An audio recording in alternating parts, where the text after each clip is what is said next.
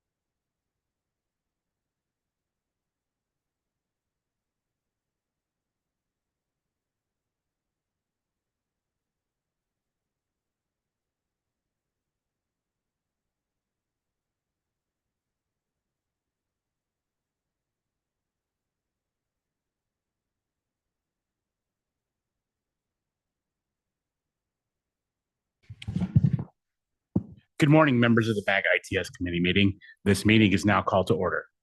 For those around the table, please turn on your microphone when speaking. For those participating via Zoom, please state your name when making a comment or asking a question. The MAG public comment process allows members of the public to comment on items on today's agenda or on items that fall under MAG's jurisdiction. If you would like If you would like to comment at today's meeting, please fill out a request to speak card located on the counter to the right as you enter the room and give it to MAG staff. If you have parked in the garage, parking validators are also available on the counter. If you purchase a transit ticket to come to the meeting, please see staff for a ticket. We will now begin the meeting with roll call of all members.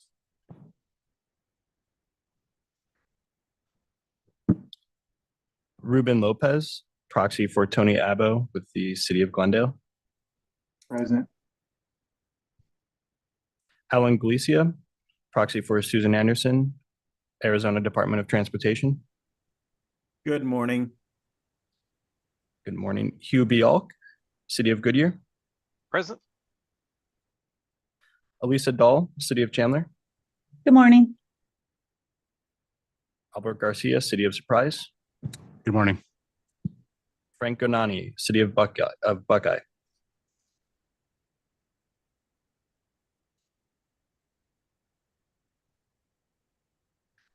Micah Henry, City of Mesa. Hey, good morning, everybody. Hong Ho, City of Scottsdale.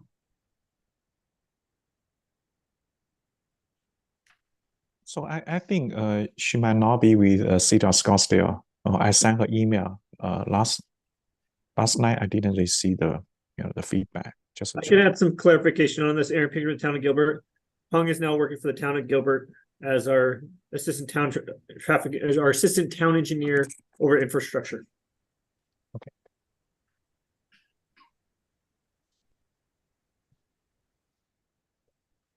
Thank you for the correction. Kieran Jordan, Federal Highway Administration. Present. Simon Ramos, proxy for Bruce Littleton for the City of Phoenix. Here. David Lucas, Maricopa County Department of Transportation. I'm here. Good morning, everyone. Sergeant Craig Martin, Arizona Department of Public Safety.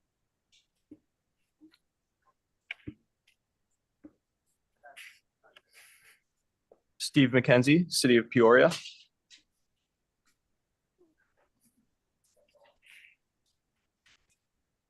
Scott Nodes, proxy for Eduardo Rodales, City of Maricopa.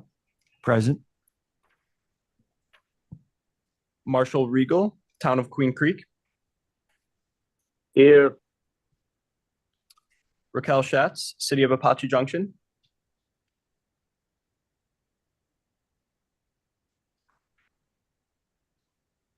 Ward Stanford, City of Avondale. Good morning. Here. Good morning, Ward. Aaron Pinkerton, proxy for Mike Sutton for the Town of Gilbert.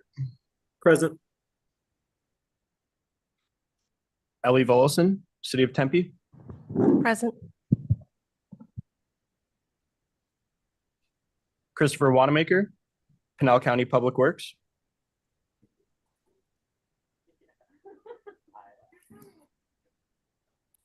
Tessa Wessel, City of El Mirage.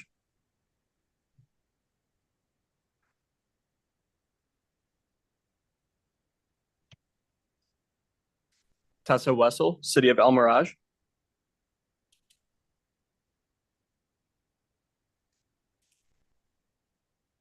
Dr. Chusong Zhu, Arizona State University. Yes, thank you.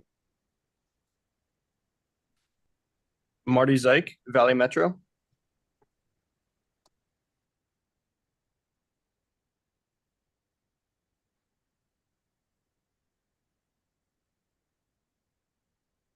Marty Zeich, Valley Metro. Good morning, everyone. Can you hear me? Yes, thank you, Marty. Mr. Chair, that concludes roll call. We do have quorum. Thank you, Chris. Our next item is the call to the audience. This is the opportunity for the public to comment that fall under MAG's jurisdictions that are not on the agenda or that are on the agenda for discussion and not for action. 15 minutes will be provided for the call to the audience agenda item, unless the chair requests an exception to this limit. Have we received any? Mr. Chair, we do not have any in-person comment cards received. We do have one online written comment for the call to the audience. This has been provided to the ITS committee members in advance of the meeting for consideration and will be included in the formal minutes of the meeting. Thank you.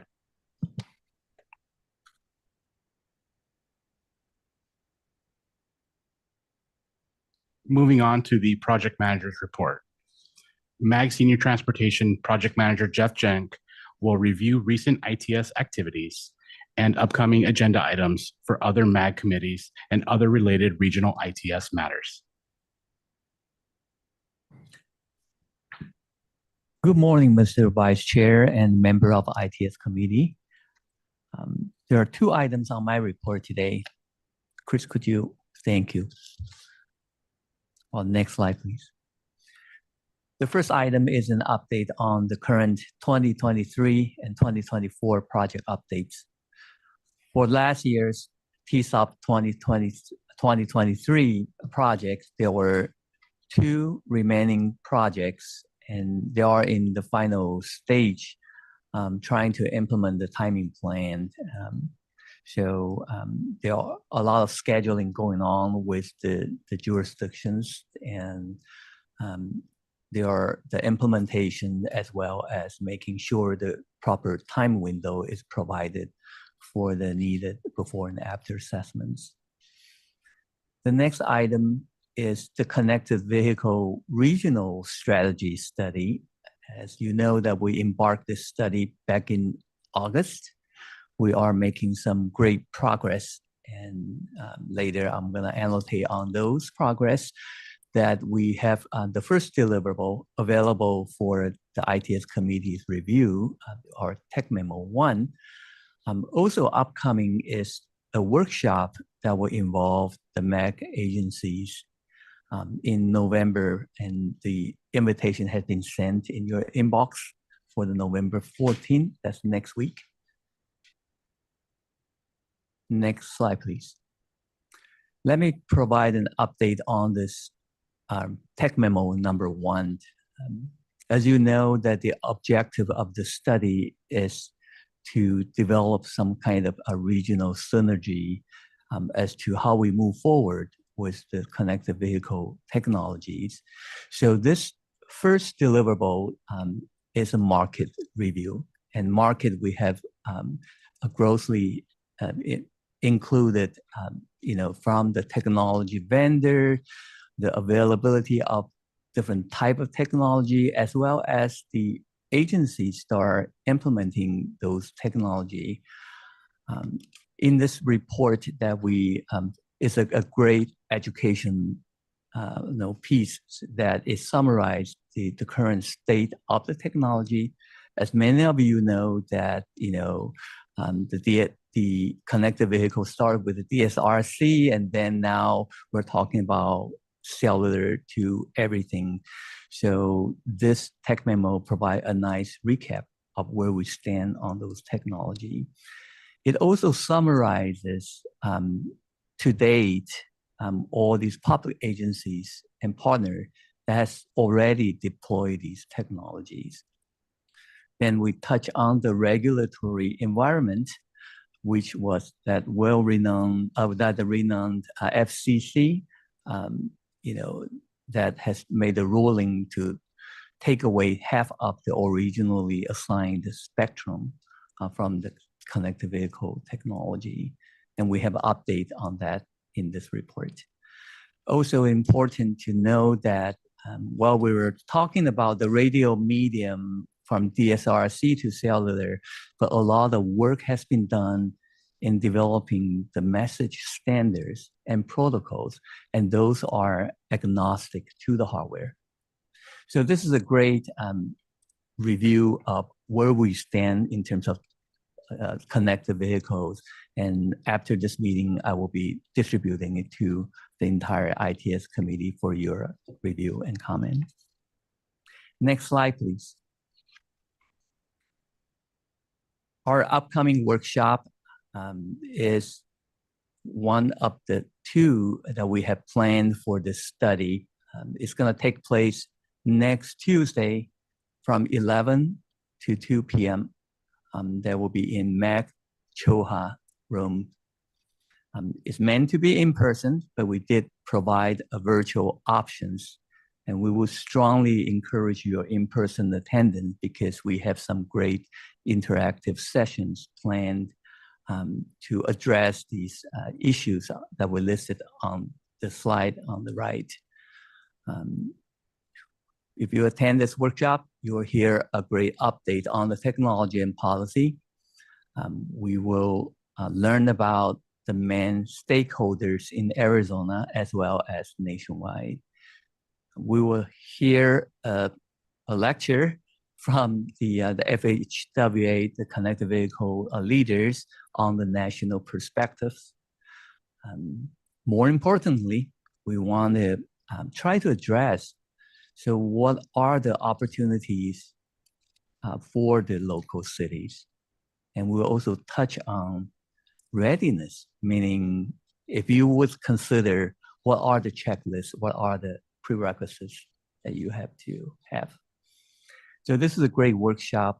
If you have not responded, we will be sending out an update with a detailed agenda today, and we will require the RSVP.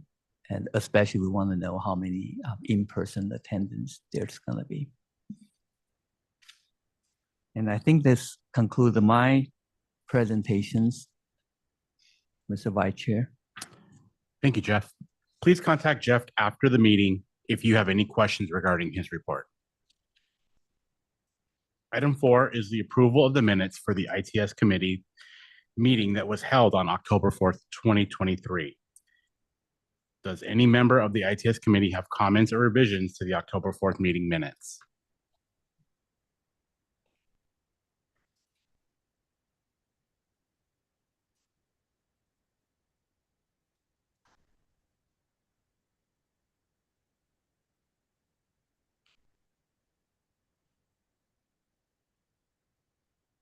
I'll take that as no. I have received 0 requests to speak cards for the approval of the meeting minutes for October 4th meeting. Staff, have we received any online written comments for the meeting minutes? Thank you, Mr. Chair. We have received no written comments for the minutes. Thank you. Is there a motion to approve the minutes of the October 4th, 2023 ITS committee meeting? This is Micah Henry, City of Mesa. I'd like to move to approve the minutes. Simon Ramos, City of Phoenix, second. We have a motion from Micah Henry, City of Mesa, and a second from Simon Ramos, City of Phoenix.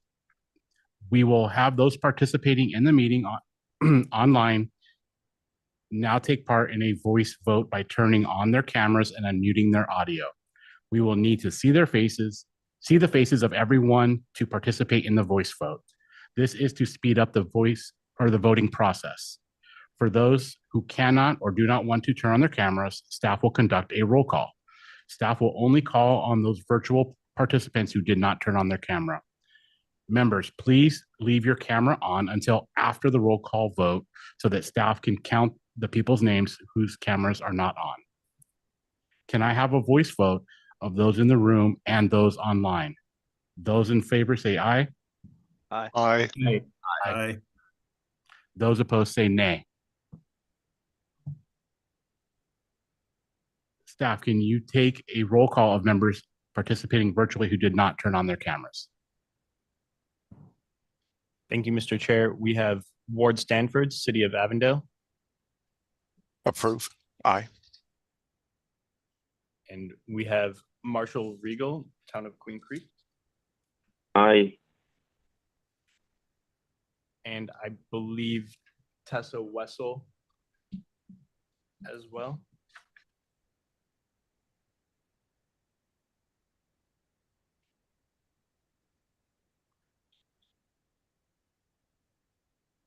Okay, with that, that concludes everyone who did not, every voting member who did not turn on their cameras. Thank you, Mr. Chair.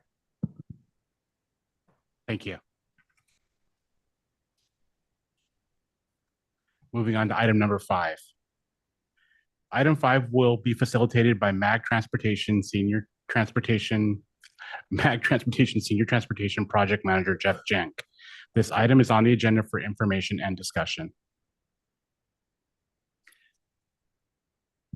Thank you, Mr. Vice Chair, member of ITS Committee. This item, we will be reviewing the application that we received for the FY 2024 TSOP applications. So we issued a call for project back in September 6th, and that had about a month for the agency to respond. The due date of October 5th that we received a total of 15 projects from 9 jurisdictions. And the total requested budget is $671K and $260, of course. The available budget for the 2024 TSOP is $500K. Next slide, please. This slide shows the list of the 15 projects. It's sorted alphabetically, and those also coincide with our presentation orders. Next slide, please. This is a slide to remind the ITS committee members, as well as the presenter today, that one of the objectives of this presentation is to solicit your input on the qualitative criteria for the evaluation, now that we have exceeding demand over the budget. So when you listen to the presentations, please try to relate to these 4 assessments that you will be asked upon for each project, how this project meets the stated goals of the traffic signal optimization program, and how would this project provide the real world improvements for the surrounding area, and what are the unique attributes or circumstances of this project, and is this project being part of the local or regional traffic improvement plans? Without further ado, I would like to start our project presentations. Each project will be given 5 minutes for presentation. And the first project we have here is from ADOT. I'd like to invite Alan Galatia for the presentation. Alan? Hi there, everyone. Thank you for allowing me to present to you guys ADOT's TSOP application for this upcoming year. We're applying for timing plans on SR 88, or also known as Idaho Road. It's located in Apache Junction. There are 6 signalized intersections, and SR 88 is major north-south corridor for Apache Junction. It's really the main north-south corridor to and from Apache to access US 60. Is there another slide? There you go. Thank you so much. I think I mentioned most of it already. SR 88 carries about 16,000 vehicles a day. It's been running free for all the signals. But back in 2016, Apache Junction created an ITS strategic plan or master plan to start doing ITS on all their signals. So ADOT did the same thing and upgraded pretty much the signals on SR 88 with a bunch of new ITS devices, including the radio communication that we have there now. So our goal is to now create a timing plan, 3 of them, AM, midday, and PM plans during the weekdays to help the daily commutes in and out of Apache Junction. Let's see. The corridor has never been timed, to my knowledge. I think it was the last time it was timed was when we changed the ped timing or clearance intervals, but it's never had any time of day plan. So I'm anticipating big improvements for travel time, reducing stops in the corridor, and probably more importantly, since it's running free, it should create a more consistent for those residents and visitors using the roadway. I think that's really all I have. It is also part of the overall strategic plan of Apache Junction for this main access point to, they mentioned it as their main access point to Apache Junction from US 60. So it is an important roadway to them and as well to their visitors. I think that's all I have. Thanks, Alan. I would like to open up questions for any committee members. Hearing none. Let me make up for some of the housekeeping item here. We do have a timer here, but we realize that only the in-person attendants can see it. The timer is set for 5 minutes, which we do not expect people to violate that time. But when it comes down to 60 seconds left, I think I will ask Chris to gently speak into the microphone to let people know that we have 1 minute left. Thanks again. Thanks, Alan. Next project is from Avondale. I would like to invite Ward Stanford. Ward? There we go. I had to unmute. Good morning, committee members. Yes, we are submitting an application to do a retiming project on 99th Avenue, south of I-10 and between McDowell and the intersection south of I-10, but not including Van Buren. It'll also include the 101 ramp. If you could go to the next slide, please. Did we already pass over the map? There we go. This is a map showing the locations that'll be involved. Primarily, we're looking at it between intersections 2 and 8. There is a good bit of heavy truck traffic, a lot of distribution, some commercial traffic, and then even south of there is newly developing residential traffic that's being added in here. As many of you might remember, we did a retiming project on McDowell last year that included 99th and 91st, as well as the Loop 101 and I-10 areas right in this area. They did great on McDowell, and I mean the project did well on McDowell, but we sacrificed 99th and 91st to get that McDowell quality as well as the 101 and I-10 quality. We now recognize we've pulled McDowell and 99th out of that coordination, have done not much harm to the overall impact of McDowell Road. So it's impressing upon us that we can do much better on 99th. 99th has some difficulties with the heavy truck traffic volume, which is considerable, and a number of closely spaced intersections. The trucks are having a difficulty getting up to speed and not having to stop at each one of them. That's causing motorists to try and find other ways to get around the trucks, and they are switching lanes, merging back and forth quite heavily. Justification for this is the northbound left turning queue at McDowell Road spills out into the adjacent through lanes. That's one reason we took McDowell and 99th back out of coordination, is to deal with that. The back out was going all the way down to the westbound on-off ramps at I-10 and interfering with those.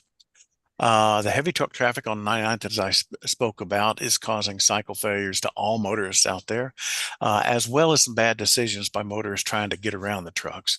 Congestion by I-10 areas promoting poor and unsafe driving decisions. Again, some of that weaving traffic that we're dealing with, and let alone the flows coming off and trying to get onto the interstates. Next slide, please. Oops. Going over the qualitative assessment is how this project met the stated goals of the traffic signal optimization program. There's 4 of those goals in the TSOP project. In general, they are about adjusting signals for growth and traffic pattern changes, reducing frustration, stops, delays, and improving safety, postponing the need for costly improvements, and lastly, local well, it is a local project with, it has some regional impact, but it's not a regional project that I'm aware of. How does this project work with that? Again, as we talked about, we're trying to improve the progression on 99th, as well as continue to integrate the I-10 and the Loop 101 activities into that. The 99th isn't working well for trucking and therefore hurting commuter flows, and as well as the growth of new development, actually north and south. The city of Avondale, as well as Phoenix, a little bit of county, has some new developments taking place on 99th north of McDowell that will be impacting the intersections down here in time.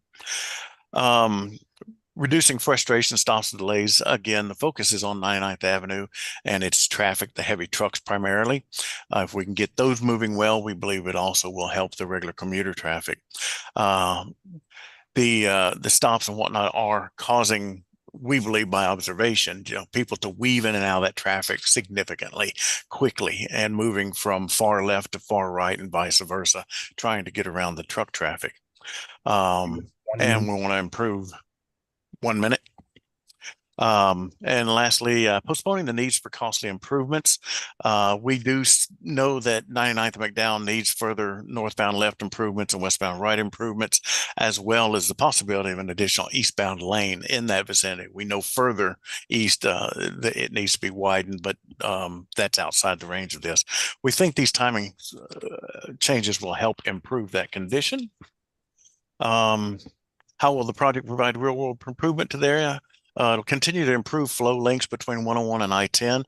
It'll focus on 99th and help the flow through that commercial area.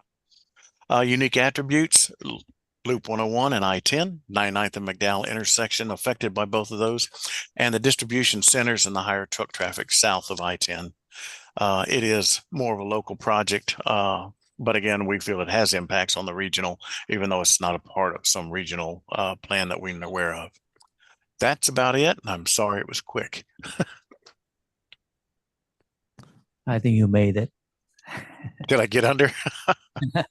Thank you. Like to provide an opportunity for any ITS committee members for questions.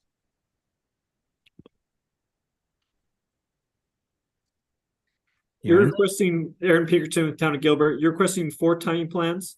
So I presume you have a different timing plan for night versus midday. Is that correct? We do. We have AM, midday, PM, and a weekend plan. A weekend. Okay, thank you. Yes.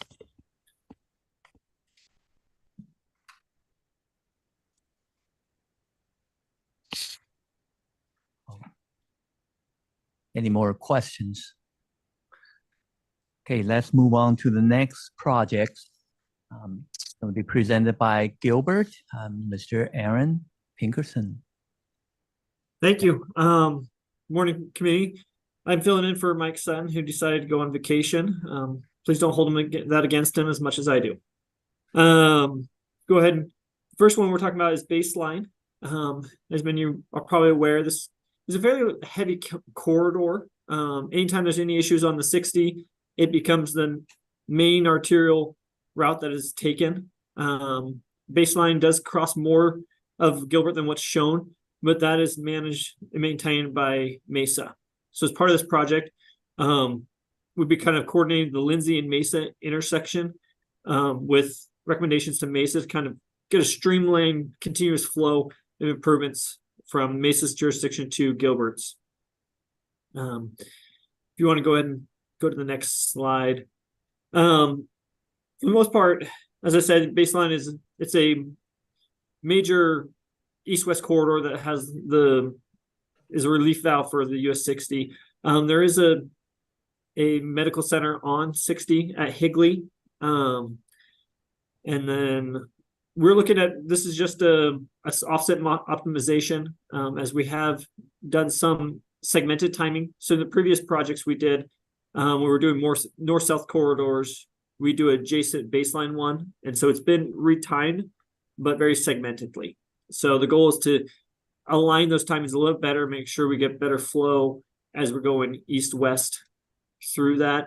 We're only looking for the AM and PM optimization here as we have a little bit different setup for the midday. As it kind of, as posted there's 16 intersections we're looking at in this short segment, and so it'd be good to get those kind of all linked together. Any questions on this one? It is, I guess, going on. It is, I would consider this a regional, as is the relief valve to the 60. And kind of, we see the heavy traffic from that.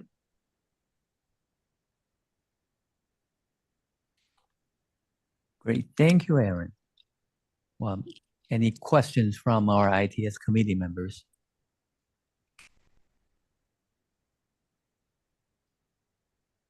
So this is one of the two offset optimization projects that we have. The rest of them are the full retiming projects. And I just want to add that I think Town of Gilbert recently has put in a lot of effort using the new tool developed for the whole town and trying to make this repeated optimization for offsets easier. So, right. Hearing none, I'd like to move on to the next project, still from Gilbert. Thank you. And I'll probably lump this project and the next project together before we do questions, as they are linked in many ways. But this one is just an optimization project. We have done some work on Higley in the last couple of years. In 2019 and a little bit before, the northern section was broken into two separate projects. We want to kind of fine tune this one, just improve it a little bit more. You may have heard the Higley name come up a couple times. It is, we're currently working with MAG on a project for software analysis, visualization of the data with Flow Labs, looking at, see how that data serves us in seeing the information of how the signals are functioning.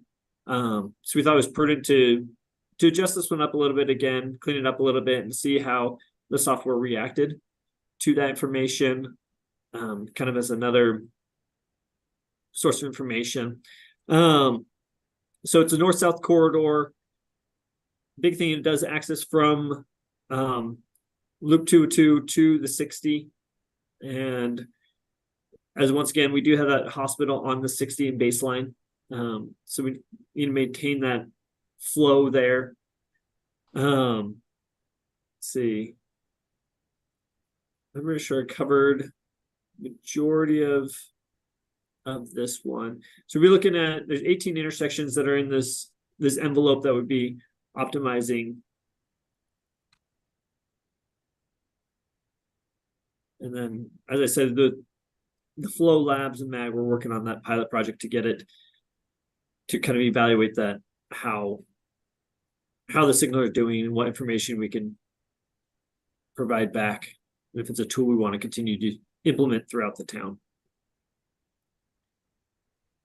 If you want to go ahead and continue on to the next project before we jump to questions. So this is the southern half of Higley, from William Fields to Riggs. Once again, so the Higley is kind of a major corridor. It links down to Queen Creek and Santan. It's one of the first routes that go all the way north. This one does connect into the 202, and then there at the regional park, we get heavy traffic.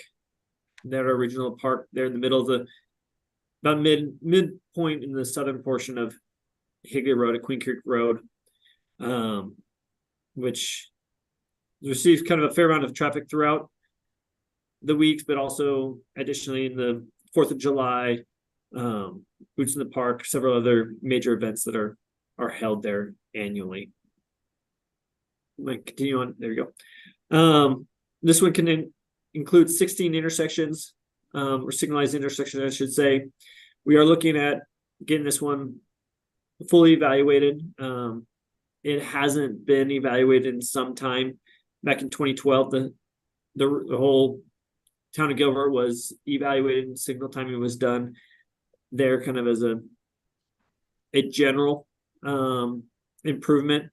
But since then, this lower section has not been truly analyzed. So we're looking at getting this one looked at and getting a full evaluation to get the AM and PM optimized.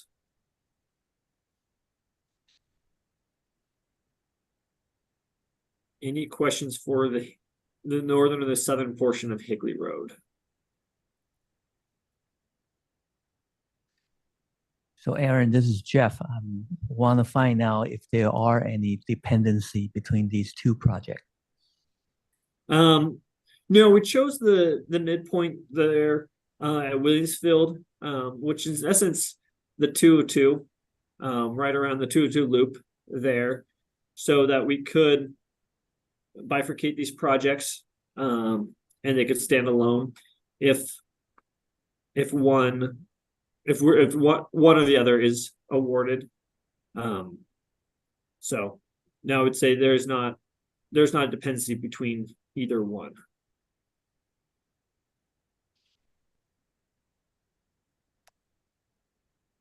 Any more questions from our committee members? I think we have the fourth project from Gilbert. Aaron, please. Correct. Thank you.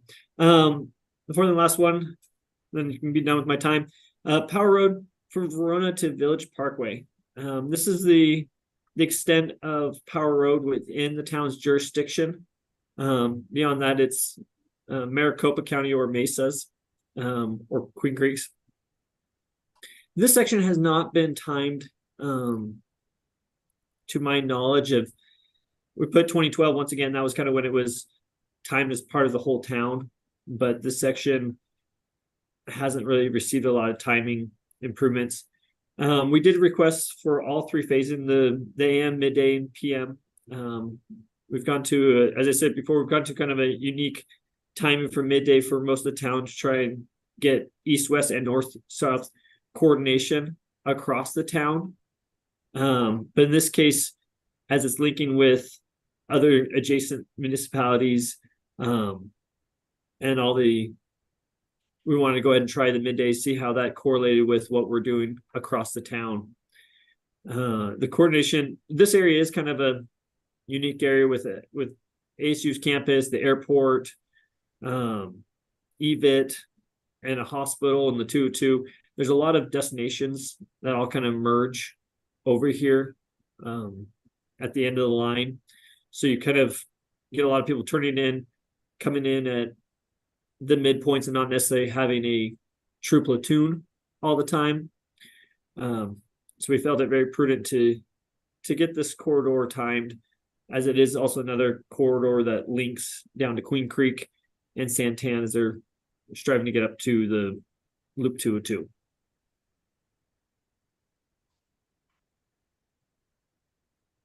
Right, thanks, Sam.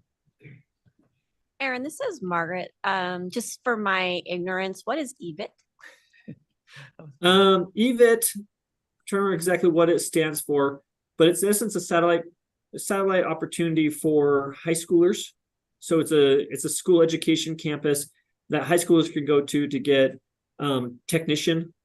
So they have like an auto mechanic tech thing and a bunch of different, quite a variety of technical skills that students can get during high school, they may even have some college applicable classes as well. I'm not fully versed in it, but I know some of the high schools here are linked with the EVIT program. Thank you. So it receives traffic it's one of those things that it's another event place that receives quite a bit of off-peak traffic throughout the day, depending on schools, the schedules. Often it's your junior seniors that have like the 7th hour. So it's more during the end of their school day, but before the PM peak truly hits. It stands for East Valley Institute of Technology. Thank you.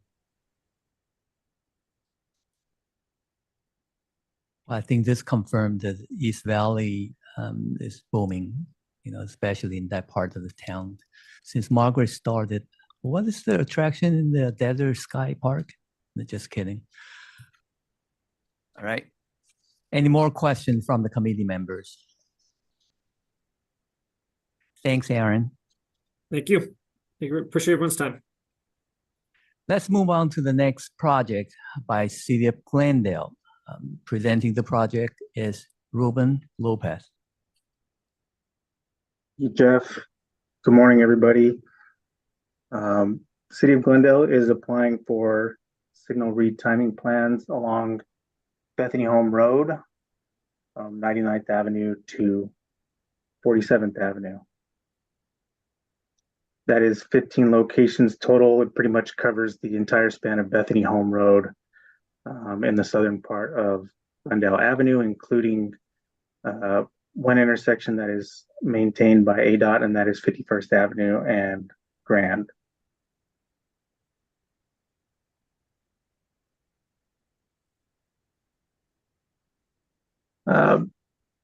Bethany Home serves as a major east-west corridor in Glendale.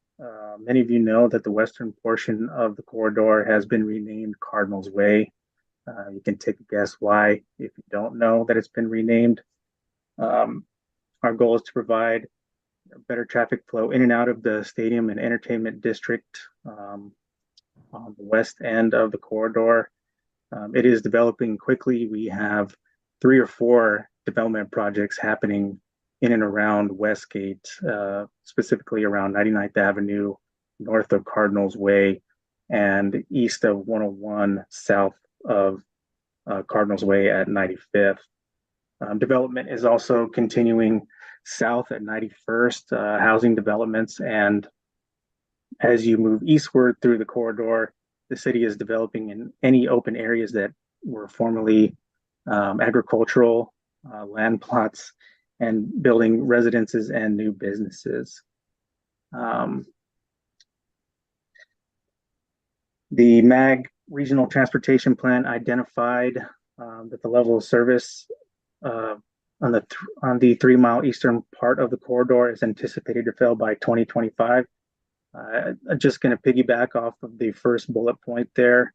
As the city continues to develop rapidly, we are looking to improve coordination and signal timing along Bethany Home.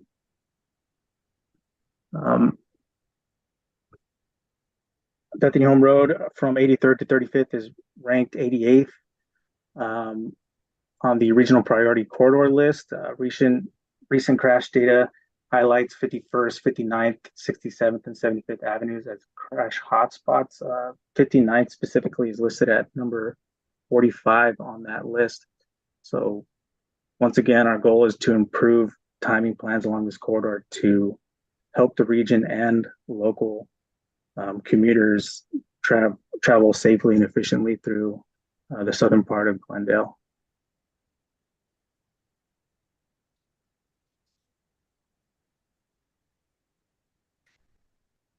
Great, thank you.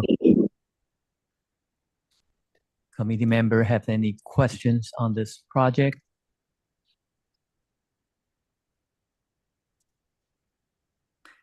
Hearing none, let's move on to the second Glendale project. So I have 3 presentations in a row. I will go through the qualitative assessment at the end and just kind of combine all 3 together. Second project that we are applying for is signal retiming, again on Camelback Road from 99th Avenue to 51st Avenue.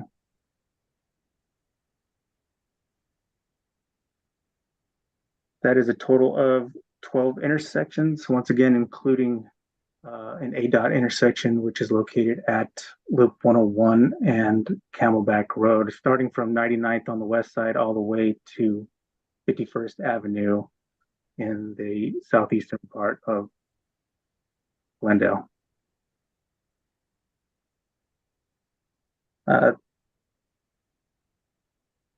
Just want to emphasize that this is a major regional thoroughfare. that spans from Scottsdale all the way through Phoenix, Glendale, and out to Maricopa County on the western part of the corridor.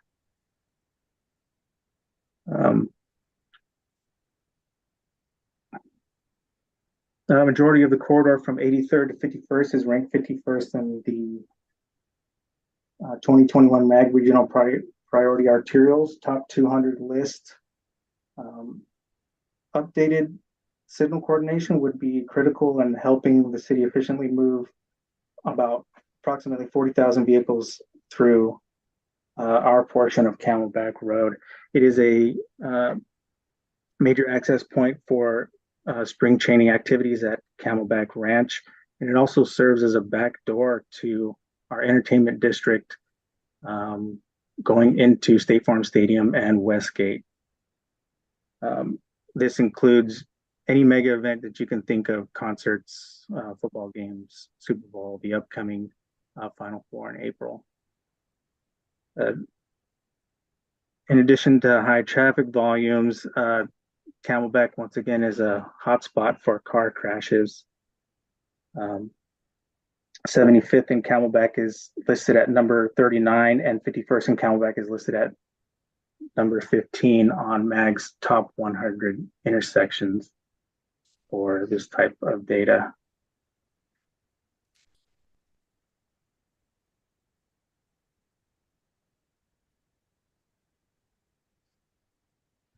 That's all I have for Camelback. Thank you.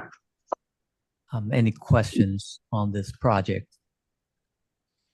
Or else we'll move on to the third project from Glendale. Ruben? Okay, this is the final presentation. Glendale again is applying for signal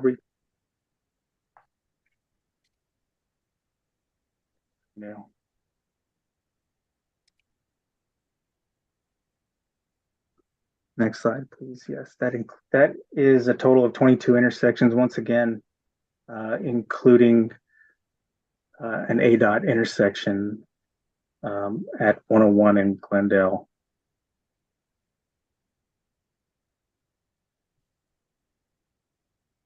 Glendale serves approximately 35,000 vehicles per day. It is a major gateway to our Westgate Entertainment District as well as State Farm Stadium, and it is a gateway to downtown Glendale in the eastern part of the corridor.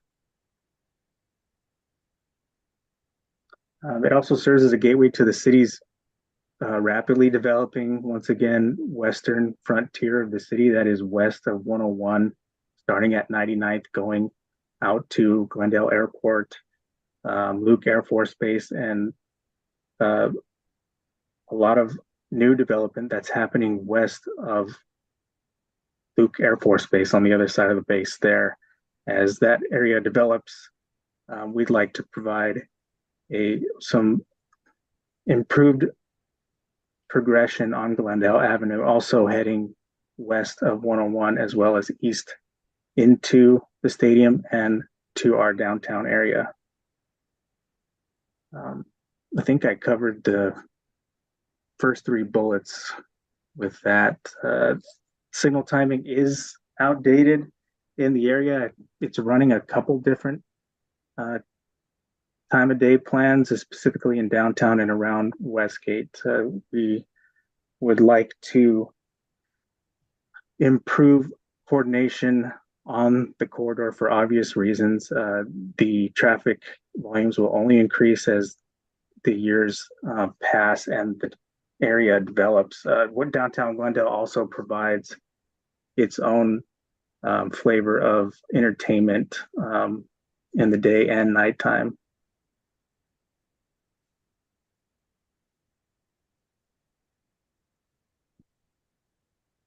And recently we attempted to introduce an adaptive system in the Westgate area, but it has since been, the operation has since been terminated. So this would greatly help us in that area. And that's all I have for Glendale. I'll go through some of the qualitative assessments before questions get asked if there are any.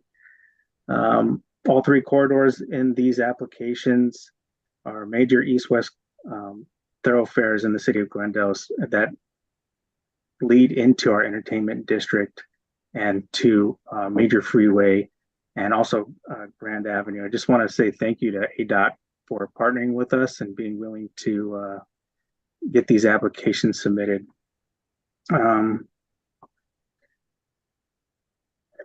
Unique attributes or circumstances of these projects. Once again, we want to emphasize the importance of improving progression around our entertainment districts and downtown Glendale and Camelback specifically, because we'd like to be a good partner in the region and help our neighboring agencies as travelers come through Glendale in and out of Phoenix and the other cities that are used to access from Camelback.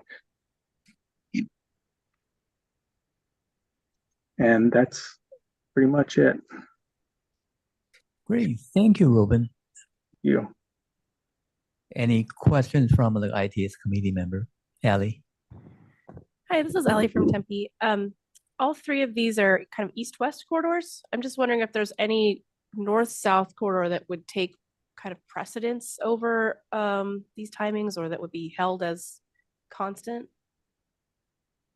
Yeah, that would be 59th Avenue and 67th Avenues. Those are the corridors that we pay most attention to at the moment.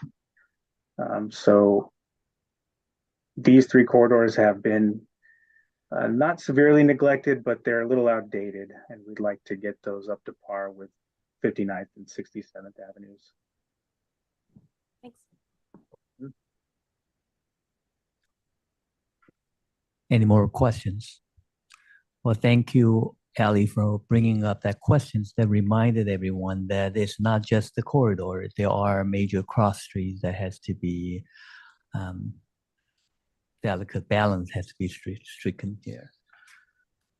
Good morning. I do have one question. This is Alan with ADOT.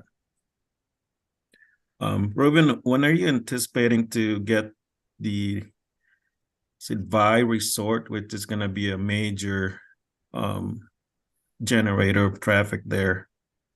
It's supposed to be the biggest resort in the state. Alan, nice to see you.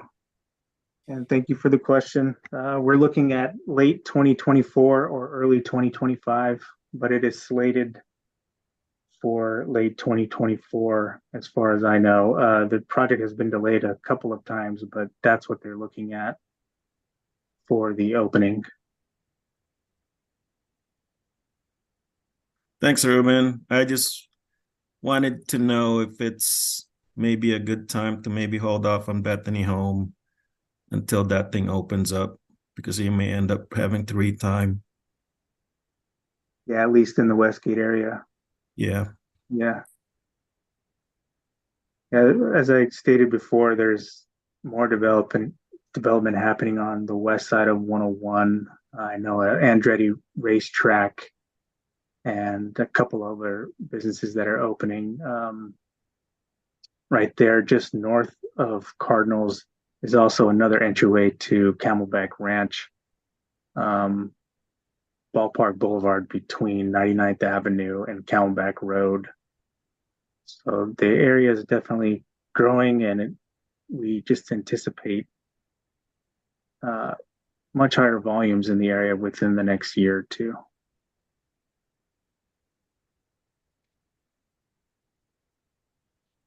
Great, thank you, Ruben. Let's move on to the next project.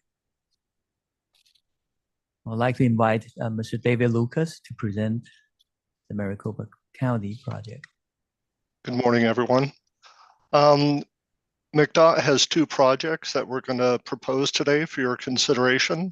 The first one is along MC 85, otherwise known as Buckeye Road, from El Mirage to 79th Avenue. And that is depicted here on the map. As you can see, it covers, this would be considered a regional corridor.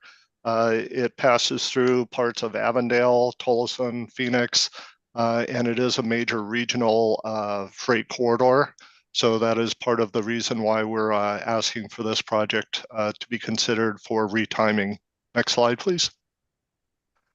So it consists of 9 intersections. We're asking for 3 timing plans. We do have commed all of our signals, and it's been some time since this corridor was coordinated recently, back in 2017. There's been a lot of construction changing the geometry of several of the intersections, and there is additional construction activities that are planned, but will be completed by January 2024 when this TSOP would kick off if approved. These updated coordination plans that we're looking for will help handle the large number of freight and daily commute traffic vehicles that go through. And it's one of our key corridors that we focus on as a key performance metric for McDOT. And as I mentioned, there's been significant volume increases within the last few years. Given it's important to the region through the West Valley, it's something that we want to focus on and try to get the timing updated to handle these increasing volumes. With that, we can move on to the next one, unless there are any questions.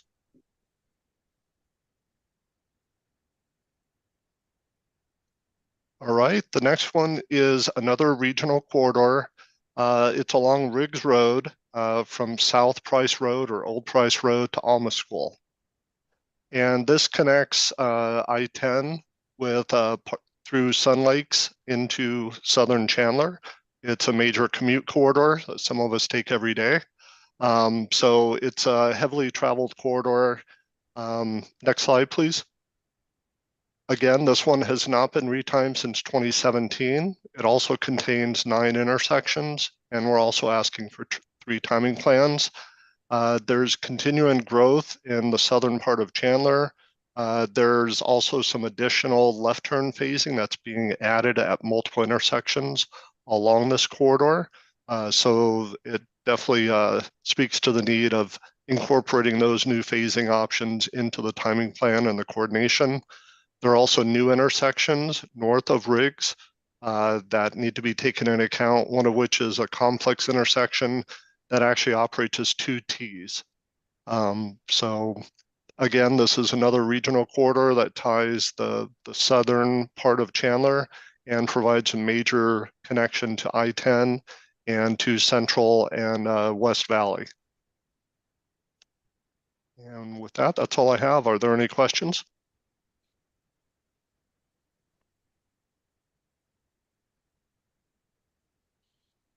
All right, thank you for your consideration. Thank you, David. Let's move on to the next project from Pinal County. I'd like to invite Mr. John Kraft. Thank you for making in person.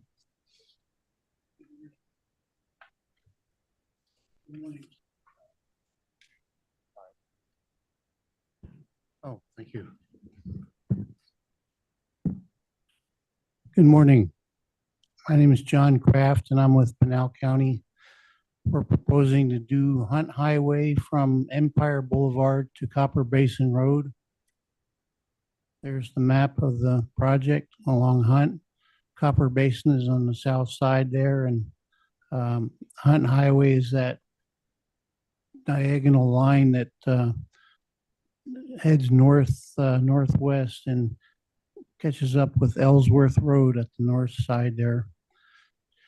And also in the middle there's Gary Road. There's got a few signals on Gary that's got north-south connection to Hunt.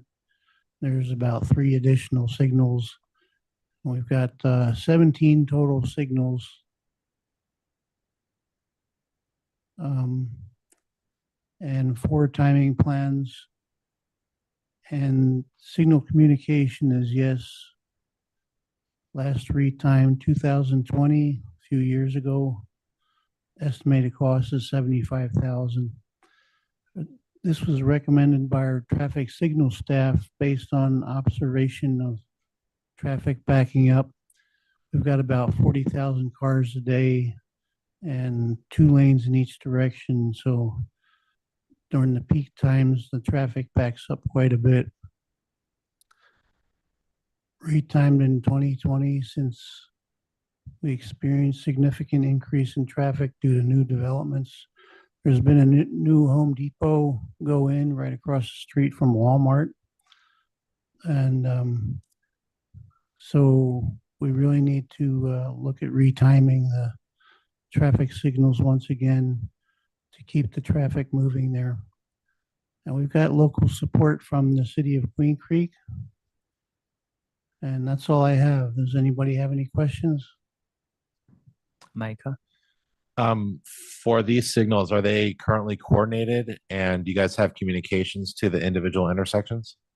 We do have limited communications. We're very limited on our, we don't have any fiber optic or anything like that, but we are looking at doing some radio communication, tie them together. Well, Micah, thanks for bringing up these questions. In the application, we specifically ask about communication to the intersections. And the reason for that is that communication with assumption that will be tied to some kind of central system that could constantly set the common time references, which is essential in keeping those timing coordinated, right? So in this case, I mean, over the last few years, we realized that not all intersections, especially in the rural area, has those, provisions of, keeping the time references. And therefore, there was another options offered in the applications that the agency will need to implement a rather affordable, I think $600-700 GPS device, and those will have to go into the cabinet, and because the GPS talk to the satellite that has that common time references, and that will keep the clock at that location accurate. And therefore, when we implement the coordinate timing plan, these offset will stay, which otherwise, if it's drift, then that kind of defeat the purpose of a coordination. So we could work with you. I mean, well, it depends on the outcome of this evaluations. We will specifically go through each project, and thanks for bringing up that clarification question, because in itself, having communication might not do the job. You need to have some sort of common time references to it. Thank you, John. Well, any more questions from our committee members? Hearing none, let's move on to the next project from none other, City of Surprise.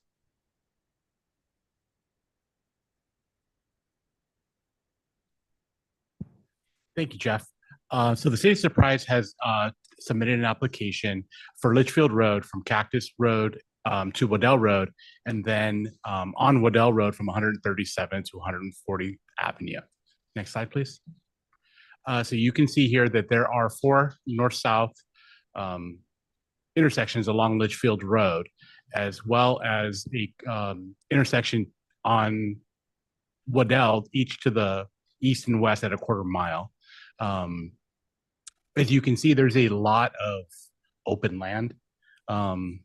This area is a little bit older, so the development has really gotten to the point where we feel it's appropriate to now time this. Previously with just the amount of activity and the fluctuations in the demand based on the openings and construction traffic, we felt that it was wise to hold off.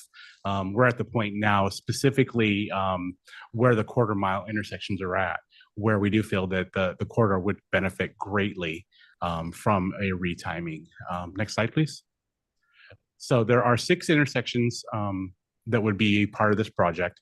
We are asking for both weekday and weekend plans. Reason being is that this is kind of a mixed use area. There's an Amazon distribution center right there. Litchfield Road is the main corridor for not only the Dysart Unified School District Transportation.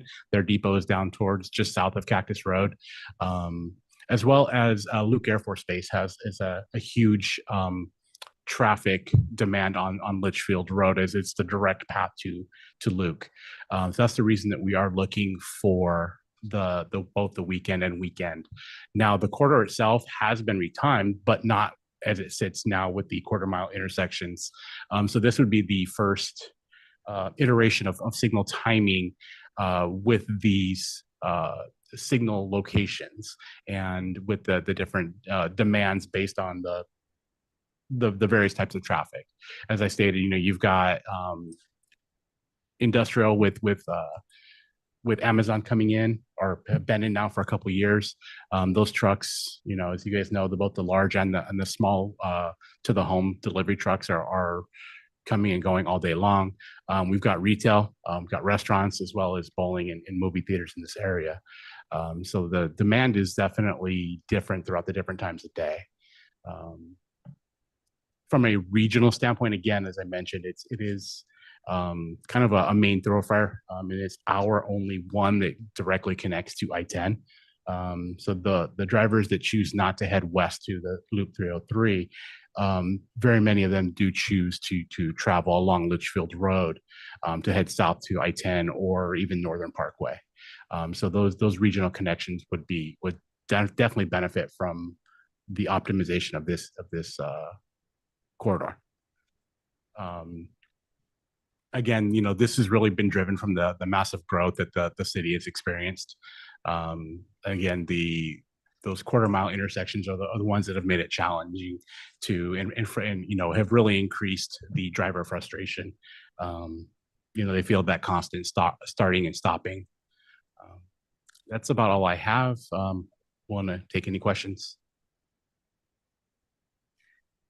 Any questions from? Albert, on the traffic counts, do you know how much approximate vehicles per day? I don't. We've not collected these in a little bit. I would estimate somewhere between 25 and 30,000 a day. Okay, thank you.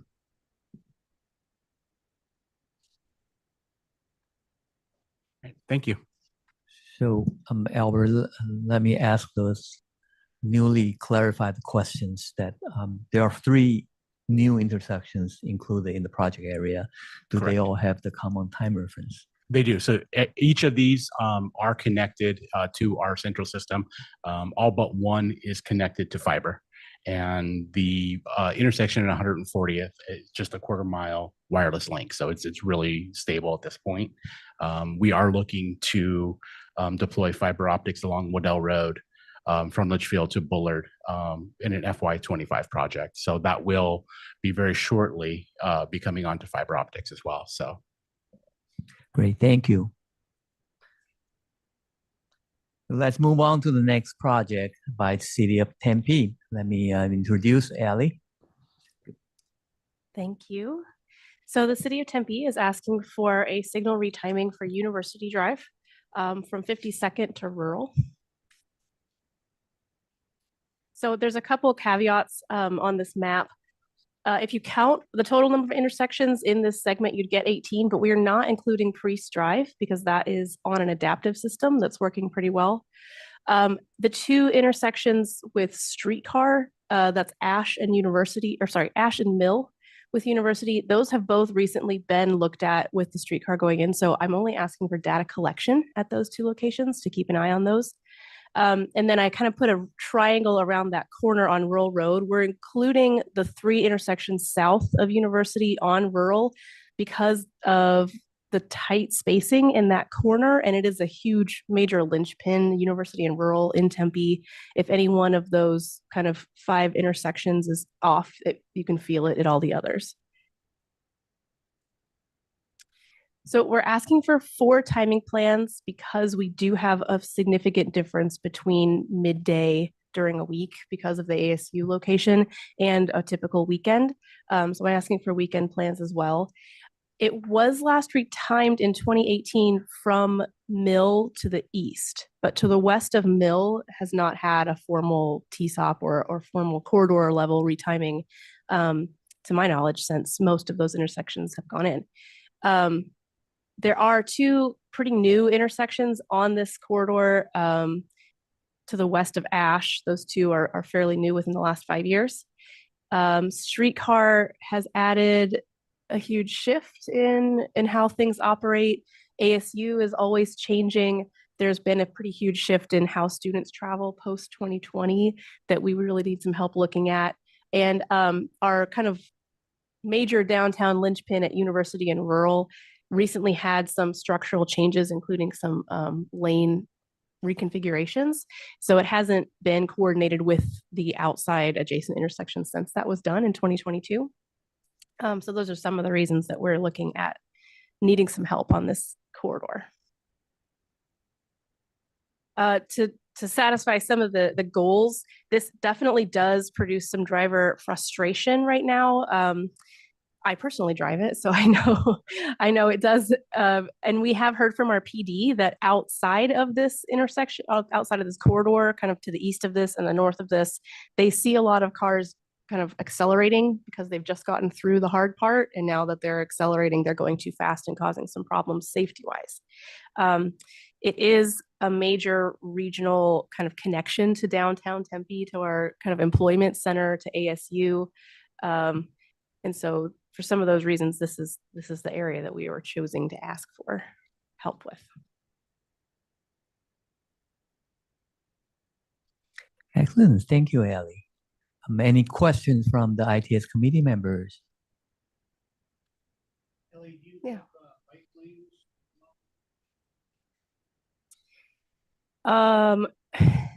And not all the way. The bike lanes are, they begin at Priest and they end at Rural. Oh, no, I'm sorry. They do extend past Rural now. So actually for most of it now we do, but from Priest to the east, yeah. Thanks. Thank you. Oh, John, turn on the microphone so we could hear you. Well, thank you. Yeah. All right. Any more questions? Well, let's move on to the last presentation by Valley Metro. I would like to thank Valley Metro. This is the first transit agency initiated TSOP project, as I recall. Yeah, thank you. I'm Marty Zeke from Valley Metro. Excited to present this today, and we are partnering with the City of Mesa to look at TSOP on Main Street from Alma School Road into downtown Mesa, all the way to Center Street. So there are 12 intersections here, 2 major arterials at Alma School and Country Club. Center is kind of that half mile. And then we also have, unique in this corridor, a number of pedestrian-only intersections. So just to go through a few things, we are looking at 4 timing plans, namely just due to the fact that there's a lot of different activities happening in downtown Mesa, and we want to be sure to capture everything. The last retiming was in 2015.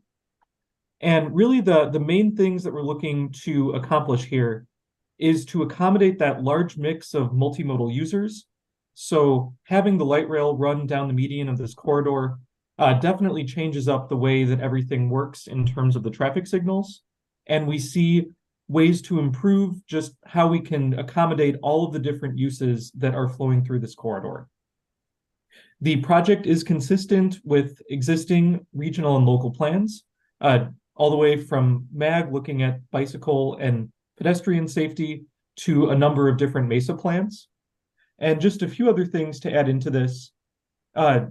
We are looking both to improve traffic flow and also to improve the train flow.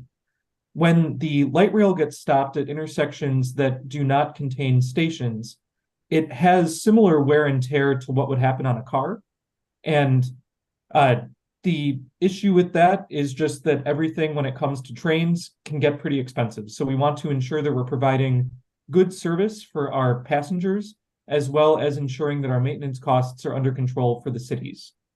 this project, I would argue, is very regional in the sense that the light rail on the transit side is really like our interstate system. So anything we can do to speed the train up will help not just the city of Mesa, but also Tempe, Phoenix, and all of the customers that are transferring to light rail from buses.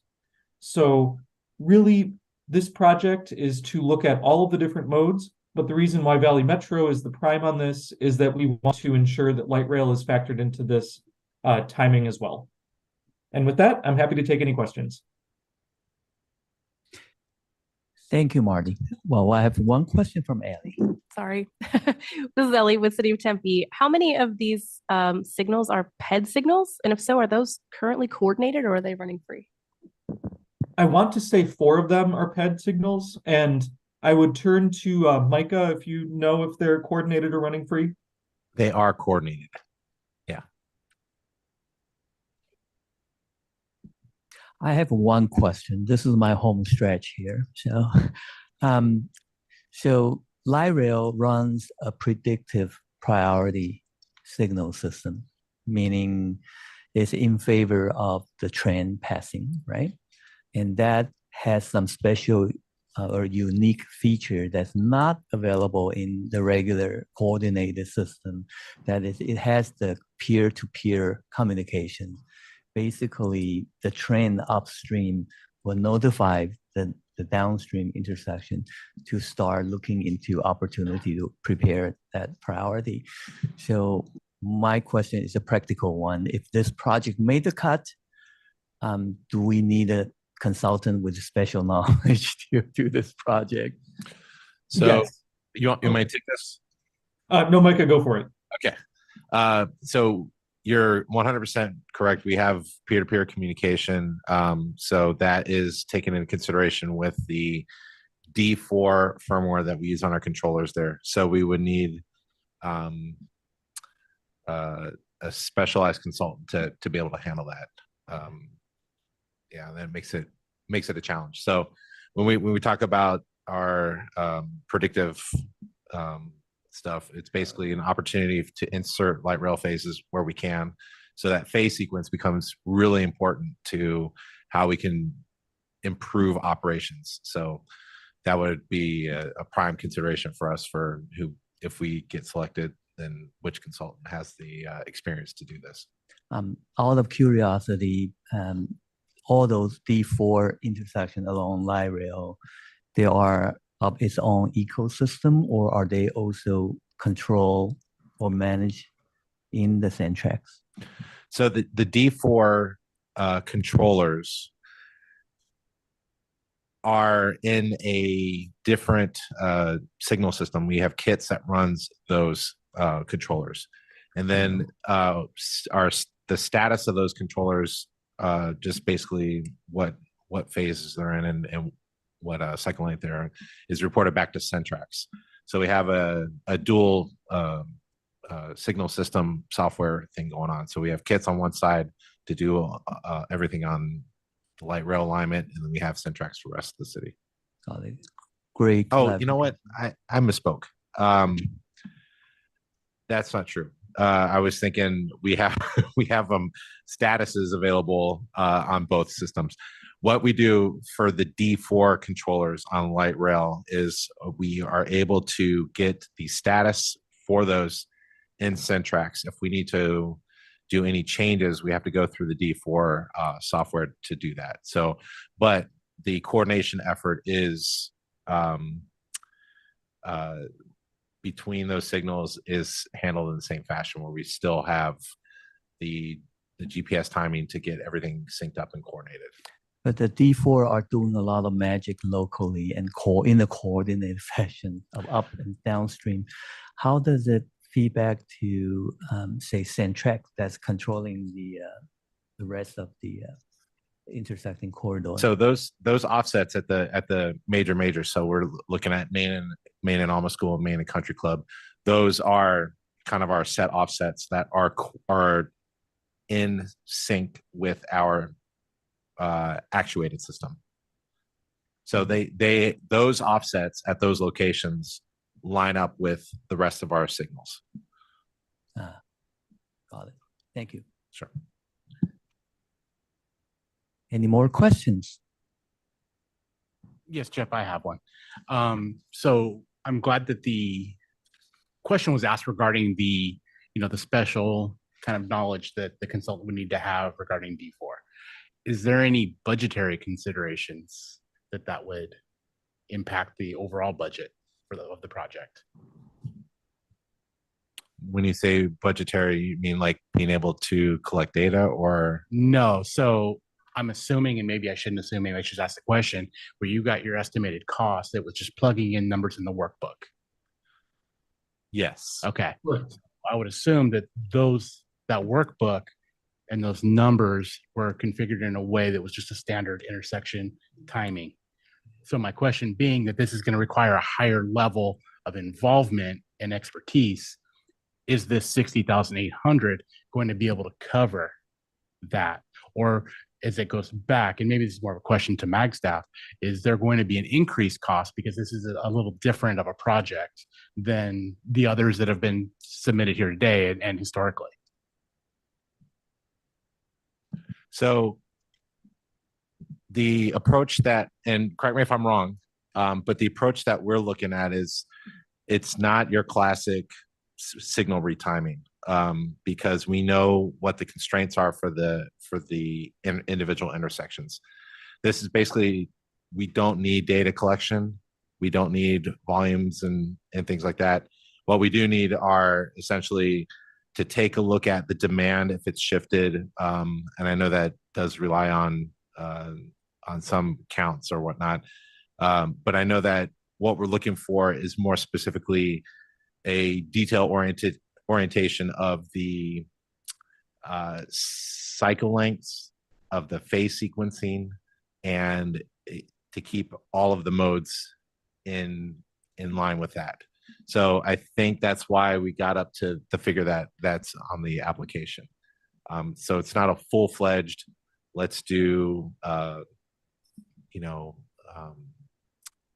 travel time before and after. This is definitely a specialized TSOP. We still feel it falls within the parameters of what we're looking for. Yeah, no, I'm not questioning the legitimacy of the need of the project or the intent of it. I guess. Thank you, I'm just Albert. I saying- appreciate that. No, I guess my question is that, if, the project is approved and the consultant comes back with a price that is higher than this, in years past where we've had more funding than we have asked, not a huge issue. This year, we're significantly over, the ask is over the funding amount. I just want to make sure that, if we're programming and we've only got, a small little wiggle room, that your project will still be able to be funded if the price comes back higher than the estimate. Right. And I'm sure this goes for everybody else's projects as well. If anybody else's comes in over budget, I would anticipate that if a project, not our in particular, but if a project hypothetically comes in over budget, either there's remaining funding available in the pot to cover that, or there isn't, and that project gets punted, and maybe we come back again next cycle to reassess and see, hey, this is the new ceiling that we need to look at. So we'll just we have to. This is our best guess at what we're looking for.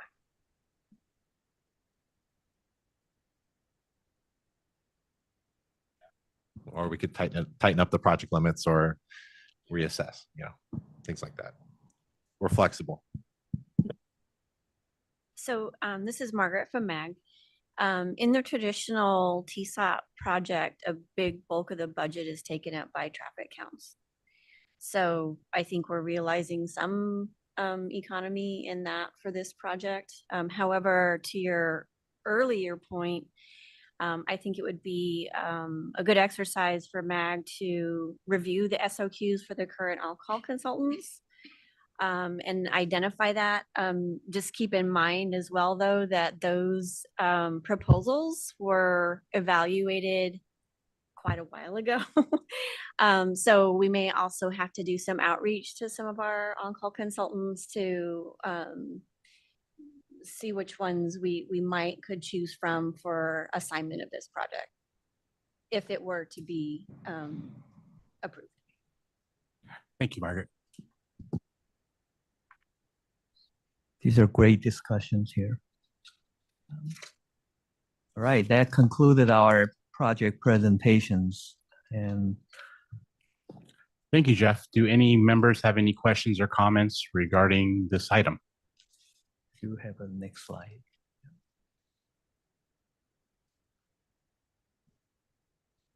Okay, hearing none. Thank you. So next steps. Right, just want to provide a heads up of what's coming. So presentation is the beginning of the evaluations. Today we hear the merit of all these projects. What's coming up next are we need to start doing the qualitative evaluations, and that will be done by the ITS committee members. So on November 29th, precisely, after the evaluation methodology is approved by the regional council, that we're gonna provide the evaluation spreadsheet that contain these 4 qualitative questions to the committee members. And you have to bear with us working on this very narrow time window that we need your feedback by December 4th. And that will allow us some time to summarize the both the qualitative and quantitative evaluation result for a review and recommendations on December 6th ITS committee meeting. So this just want to give you a heads up, and you might get a couple panic notice from me. All right. And I think that concluded, and I think in terms of timekeeping, we did a fantastic job today. Hey, Jeff, I just want to make a clarification. That should be October 29th, right? Not November 29th for the qualitative score sheet sent to committee members. No, that's accurate. It's still moving through policy committees right now. So just tomorrow, the score sheet. tomorrow it will be the evaluation methodology itself is going through the policy committee. So tomorrow it'll be at management committee. Right. And then on the 29th, it will be at regional council. So, you know, at 1:29, it's just an estimate, is when you can expect to see that. So Military precision here. Yeah, so block out your calendars for a little bit of time to score these because you have less than a week. So the good news is it's after Thanksgiving, so the tryptophan will have worn off.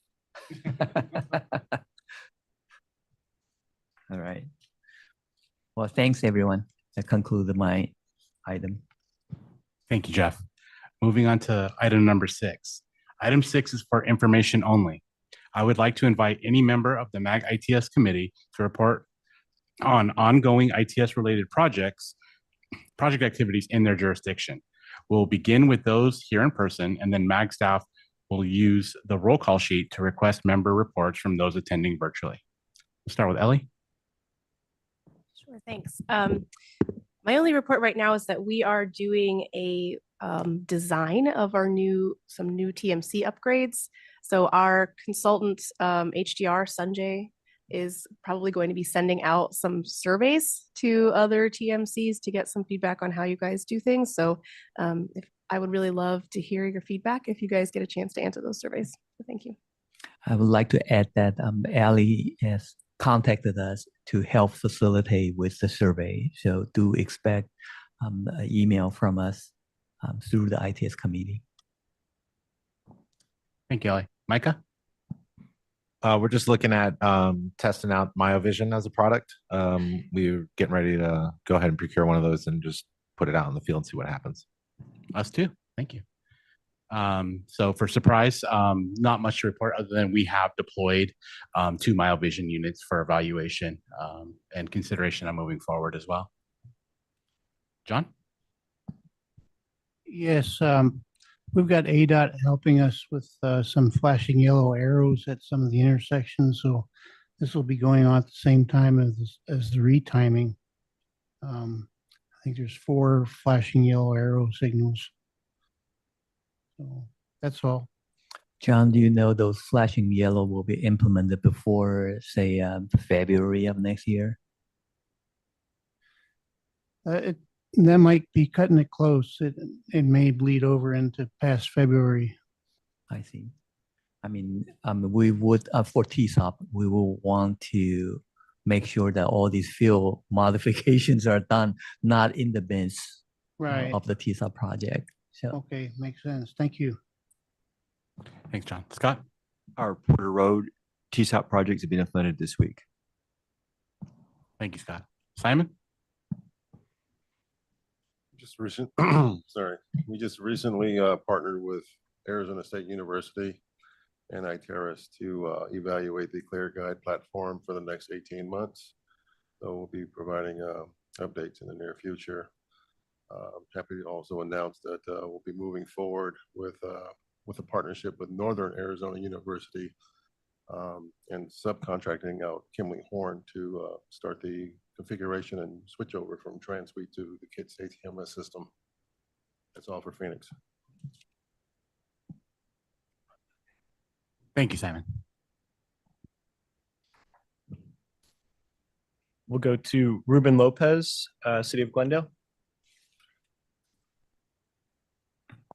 Glendale is also testing a MyoVision system at 75th Avenue and Deer Valley. It's been deployed and running the intersection for just about a month and a half now. We just wrapped up a CCTV and network switch installation project, working with ADOT on that one. That was 137 locations total that received new CCTVs and network switches at signalized intersections in Glendale. We just completed the final inspection, and we're in process of finishing 2 detection upgrades projects along Glendale Avenue and 59th Avenue for a total of 45 intersections. 41 of those are ours, and the remaining 4 are City of Phoenix, but we're about 75% done with the project total. So that's progressing really well, and we're looking to finish before Thanksgiving with the Glendale portion, and then it'll be handed over to Phoenix for completion. But that's about it for Glendale. Thank you. Thank you, Ruben. Alan Galicia, Arizona Department of Transportation. I guess this is more of a pavement project, but we've done all we could with the ITS devices to optimize the signal timing at 3 of our critical intersections. So more of an upgrade or an update is on improving the intersection with maybe restriping. One critical one is 163rd and Grand and Loop 303 there in Surprise. We're working on restriping that to get more capacity. Current work on Maricopa City of on 347 and Cobblestone, and hopefully Riggs as well. Again, we've done all we can with ITS stuff. It's time to widen or do something different. Maybe the last one, and probably last to get done, would be Loop 303 and I-17. We're hoping to improve that TI as well soon. That's all I have. Thank you. Hugh Bialk, City of Goodyear.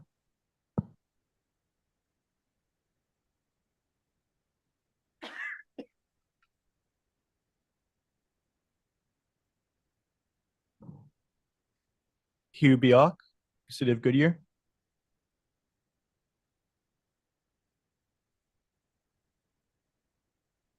Elisa Dahl, City of Chandler. No updates, thank you. Thank you. Frank Anani, City of Buckeye. Good morning, everyone. City of Buckeye is in the process of building a TMC, and we'll need all the support that we can get from all the member agencies.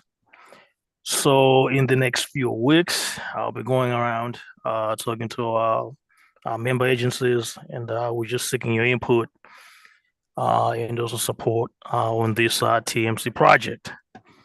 And on that note, thank you to David Lucas of MacDot for your input, and also Scott Nodes of City of Maricopa for your comments. With that, that's pretty much all I have with City of Buckeye. Thank you, Frank. Thank you. Kieran Jordan, Federal Highway Administration. No updates, thank you. David Lucas, Maricopa County Department of Transportation.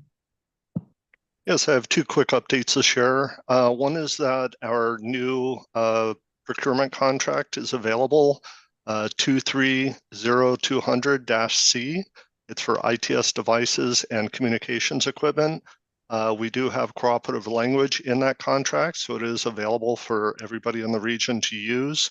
The information was recently shared through the Aztec Operations Committee, so some of you have probably already received that information. If you have not and you want more details, please reach out to me. This is a new contract that replaced the previous one, add additional classes of devices, and we are open to adding additional categories of devices if the existing contract does not meet your needs. So again, this has cooperative language, and the idea is to make it available to everybody throughout the region to utilize. The other update is that we recently updated our Luxuriate system. We were several versions behind, so we got that all updated, and Ryan Gish also helped us quite a bit with a TIP project that we have to pilot the creation and use of arterial CCTV snapshots, integrating those into ARIS and other systems. So I definitely just wanted to give a shout out to Ryan and to the RCN program and MAG for their support. This is a very valuable resource, and we appreciate MAG's continuing support in this area. Thank you. Marshall Regal, Town of Queen Creek. No report. Ward Stanford, City of Avondale. Oh, a couple of updates. We have finally received all the products for our Dysart Arid project, and we'll be starting to implement that very soon, or install the products for its in-house installation project. We recently received our EVP products, and that will start in the next 2 weeks. We've got a new intersection online, signalized intersection, and the intersection improvements at Avondale Boulevard and Lower Buckeye Road. Turned out pretty nice. We have a lot of road construction going on. We got about a half mile of McDowell down to 1 lane in each direction between Avondale Boulevard and West, and then soon Thomas and 99th will be closed for waterline work for several weeks. We have additional work on Indian School Road that'll also be taking place at that time. We'll have some impacts on 107th Avenue and some additional impacts on McDowell near 103rd and 104th Avenue. So for the next month and a half, if you're coming to Avondale, come by helicopter. That's all I got. Thank you, Ward. Aaron Pinkerton, Town of Gilbert. Yes, thank you. Just a couple things. One, we've been working on, it's going to be a long process. We're doing a study kind of evaluating how we want our new TOC to look to upgrade out of our fire station that's seen some years. Big shout out and thank you to Tempe and Peoria that gave some of their time yesterday for us to tour their facility. And thank you in advance to a few of the other ones that will be visiting your facilities at some point in the future. I know our project manager was going to reach out to some of you, but I'm not sure who they have. So that's all I said. Thank you for your time. Tessa Wessel, City of El Mirage. Hi, hope hopefully you can hear me. I was having audio issues at the beginning part of the meeting. Nothing to report from El Mirage. Thank you, Tessa. Dr. Shusong Zhu, Arizona State University. Yes, yeah, thank you. So this Thursday, finally, we are going to host a ASU ITE student chapter event. In particular, we will talk about intersection safety and technology. And we have a number of our panel members also from this community to talk about the opportunity, training, and education for the future engineers. So I will try to follow up with many members here individually and try to broadcast this message. ASU is really connected to our community. We try to learn and apply the knowledge we have. Thank you. Marty Zeech, Valley Metro. Nothing to report today from Valley Metro. Thank you. Have I missed anyone online?